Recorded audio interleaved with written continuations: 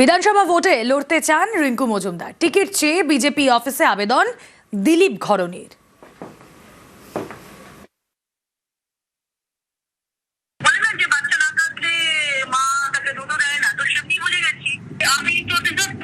আমি স্বতঃস্ফূর্তভাবে ডেডিকেটেডলি একদম গ্রাউন্ড লেভেলে প্রত্যেকটা মানুষের সাথে কানেক্ট করে আমি কাজ করছি। দল আমাকে 12-13 বছরের মধ্যে আমাকে একটা পঞ্চায়েতের মেম্বারের টিকিট দেওয়ার প্রয়োজন মনে করেনি। রিঙ্কু মজুমদার দিলীপ ঘোষের স্ত্রী, প্রায় 13 বছরের বেশি সময় ধরে পদ্ম শিবিরের সঙ্গে আজ পর্যন্ত কোনো ভোটে লড়েননি। এবার 26-এর ভোটে তিনি প্রার্থী হতে চান গেরুয়া টিকিট। তাই 31শে জানুয়ারি সল্টলেকে বিজেপির অফিসে গিয়ে জমা দিয়ে এসেছেন বায়োডেটার সঙ্গে জমা দিয়েছেন আবেদনপত্র। তাতে প্রার্থী হওয়ার ইচ্ছা প্রকাশ করেছেন রিঙ্কু। তার পছন্দের সিটের কথাও উল্লেখ করেছেন দিলীপ ঘোষের পুরনো আসন মেদিনীপুর, অথবা উত্তর 24 পরগনার বীজপুর, অথবা রাজারহাট নিউ টাউন।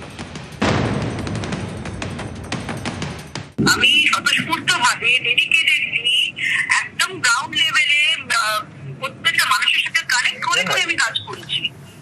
তাহলে আমি কেন অ্যাপ্লিকেন্ট হব না? আজকে দল আমাকে 12-13 বছরের মধ্যে আমাকে একটা পঞ্চায়েতের মেম্বারের টিকিট দেওয়ার প্রয়োজন মনে করেনি। তো আমার ইচ্ছা যদি আমি জাহির না করি, বলে না যে বাচ্চা না কাঁদলে মা তাকে দুধও দেয় না, তো সেমনি বুঝে গেছি। গত 18 এপ্রিল বিয়ে করেন দিলীপ ঘোষ এবং রিঙ্কু মজুমদার।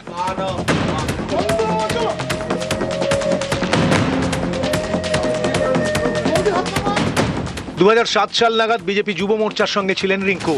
2012 নাগাদ মহিলা মোর্চার সদস্য হন, বছর 6 ছিলেন। 2021 সালের বিধানসভা ভোটে বিজেপি কর্মী হিসেবে কাজ করেছেন। রিঙ্কুর অভিযোগ, বিয়ের পর থেকে তাঁর সঙ্গে দূরত্ব বাড়াতে শুরু করে বিজেপি।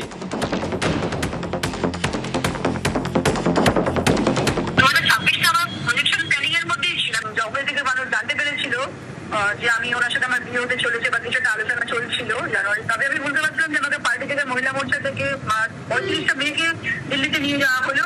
আমার বাড়িতে যারা ছিল, মানে আমার বিয়ের আগে পুজোতে, সেই আমাদের 2-3জনকে সব জায়গা থেকে সরিয়ে দেওয়া হলো। একটা মেয়ে ওবিসি মোর্চা থেকে ডিসকার্ড করে দেওয়া হলো, মহিলা মোর্চা থেকে আমাদের 2টো মেয়েকে ডিসকার্ড করে দেওয়া হলো। তখনই আমি বুঝলাম যে আমি অলরেডি ভুক্তভোগী হতে শুরু করেছি আমার পলিটিক্যাল কেরিয়ার। আমার বিয়ের কারণে তো আমার হচ্ছে পলিটিক্যাল কেরিয়ারটা আমার খারাপ হয়ে গেল, কিন্তু আমি সেটা মেনে নেবো। আমার 8 মাসের বিবাহিত জীবন, আমার যে 13 বছরের ডেডিকেশন স্যাক্রিফাইস, সেটা কোথায় যাবে? আমার স্ত্রী, তিনি পার্টির একজন কার্যকর্তা, আমার চেয়ে পুরনো। আমি এমএলএ এমপি হয়ে গেলাম, ওনার একবার হওয়ার ইচ্ছা আছে।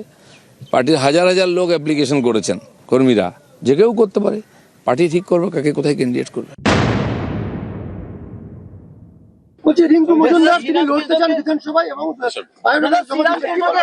রিঙ্কু মজুমদার তিনি লড়তে চান বিধানসভায় এবং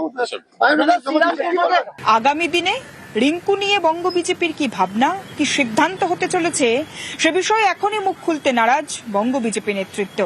সময় উত্তর দেবে, জানাচ্ছেন বিজেপি নেতৃত্বের একাংশই। ক্যামেরায় খোকনের সঙ্গে সুস্মিতা, নিউজ 18 বাংলা, কলকাতা। ভোটের মুখে দলবদল, তৃণমূলে যোগ দিলেন কার্শিয়াঙের বিজেপি বিধায়ক বিষ্ণুপ্রসাদ শর্মা। দলবদলের পরই ধর্মের রাজনীতি বঞ্চনার অভিযোগে বিজেপিকে তোপ বিষ্ণুপ্রসাদের। আপনাদের যে স্বপ্ন আছে একটা উন্নত সমাজ, সেই উন্নত সমাজ, উন্নত ভবিষ্যৎ, উন্নত প্রজন্ম, এইসব পরিকল্পনা নিয়েই আমি আজকে টিএমসি পার্টিতে ঢুকেছি। আমি জানি আমি যে দলে ছিলাম সেই দল থেকে, কেন্দ্র থেকে টাকা পাঠাইতো না, তার সত্ত্বেও এখানে উন্নয়নের কাজ থামেনি। 5 বছর সেখানে বসে অনেক দেখলাম, আমাকে অনেক ব্যথা হয়তো, আমাকে এইখানে ধর্মের রাজনীতি করতে হচ্ছে, তার জন্য স্লোগান দিতে হচ্ছে।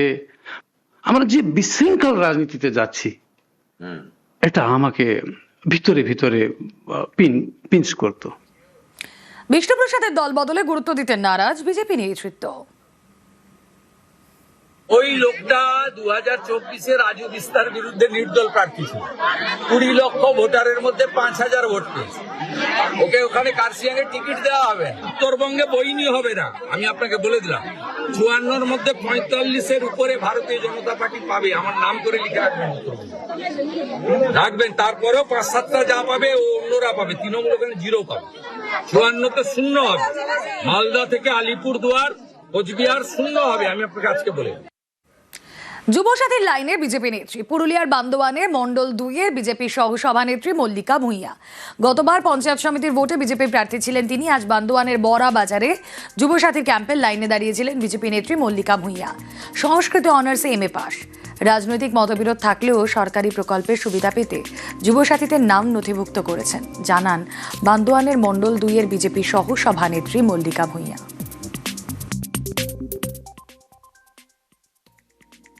একটাই কথা বলবো যে আমি নাগরিক হিসাবে আমার এই ভাতা পাওয়া অবশ্যই দরকার। আমি এখানে লাইন নিয়েছি, আমি একজন এমএ সংস্কৃত অনার্সের একজন স্টুডেন্ট, বিএ পাস কমপ্লিট একজন স্টুডেন্ট হয়ে যদি আমাকে বেকার ভাতা নিতে হয়, তো আমার পার্টি এটা বিরোধিতা করছে। এটা আমি বলবো একদম ঠিক করছে, বিরোধিতা করা উচিত। কারণ আমার ঘরে যদি একটা চাকরি থাকে তাহলে আমাকে ভাতার পেছনে দৌড়তে হবে না। আজকে আমার চাকরি নেই বলে আমাকে আজ ভাতার পেছনে দৌড়তে হচ্ছে। বেকার মহিলা হিসাবে আমার এই ভাতা পাওয়া দরকার। যেহেতু আমি বেকার, আমি তো কোনো কাজ করি না, আমি একজন স্টুডেন্ট, সেই কারণেই আমি আজকে এখানে বেকার ভাতার ফর্ম ফিল আপ করতে এসেছি। আর এখানে মানবিক সরকার, তাই দলমত নির্বিশেষে সবাই সরকারি সুবিধা পাচ্ছে, এমনই মন্তব্য তৃণমূলে। সমস্ত দল, সিপিএম, কংগ্রেস, বিজেপি, তৃণমূল, সবাই কিন্তু যারা বেকার আছে তারা কিন্তু অ্যাপ্লাই করছে। যখন লক্ষ্মীর ভান্ডার ফর্ম দুয়ারে সরকার হয়েছে তখন ওই বিজেপির ঘরের মহিলারাই তারাই আগে কিন্তু ফর্মটা ফিল আপ করেছে। আমরা দুয়ারে সরকার দেখেছি তৃণমূল সরকারের বিরোধিতা করছে, তারাই কিন্তু অগ্রিম বা আগে লাইন দিয়ে করে তারা সেই ফেসিলিটি দিচ্ছে আর কি। আমাদের সরকার মানবিক সরকার, সবাই পাক। সিপিআইএম ছেড়ে বিস্ফোরক প্রতিকুর রহমান, দলে কোণঠাসার অভিযোগ, কথা না শোনায় 2 বছর নিষ্ক্রিয় করে রাখার অভিযোগ। মোহাম্মদ সেলিমকেও নিশানা প্রতিকুরের।